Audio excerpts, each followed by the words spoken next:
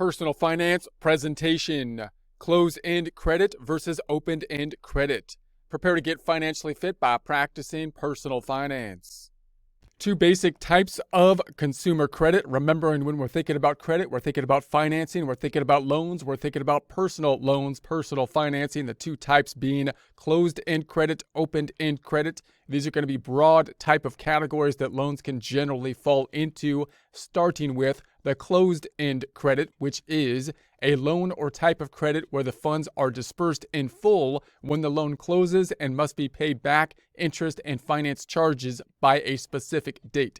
So this is kind of the more formalized type of loan where you're going to be coming up to the agreement, usually on the purchase of something that's larger, such as a home or a car or something like that, usually setting up some type of installment loan for the personal loan. So once again, let's read it one more time. A loan or type of credit where the funds are dispersed in full. So the funds are going out in full when the loan closes, meaning you're either receiving the funds if you're getting the funds, or they're going to the goods or services that are being purchased when the loan closes, meaning once you kind of set up the terms of the loan, and must be paid back interest and finance charges by a specific date.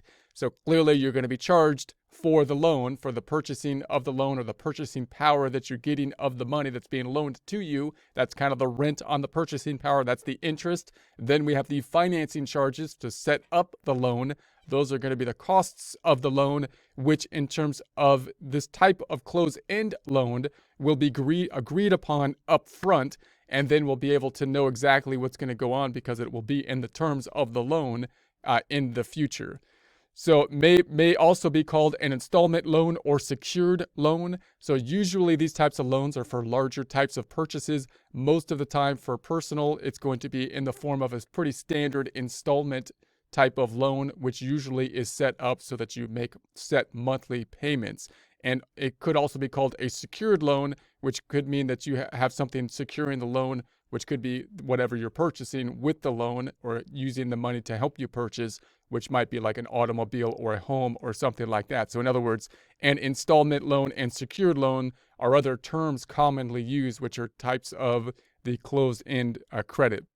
So closed-end credit agreements often allow borrowers to buy expensive items like a house, a car, boat, furniture, or appliances. So if you're buying a large type of item, oftentimes the closed-end credit is going to be useful because it will allow you to come up with those terms and lock in the terms at this point in time, as opposed to something like a credit card or something like that, which could, once you have the debt involved, have changes that are going to be happening over time. So the closed-end credit, usually installment agreements, will be happening with the larger purchases typically. So then we have the open-end credit, which is a pre-approved loan granted by a financial institution to a borrower that can be used repeatedly.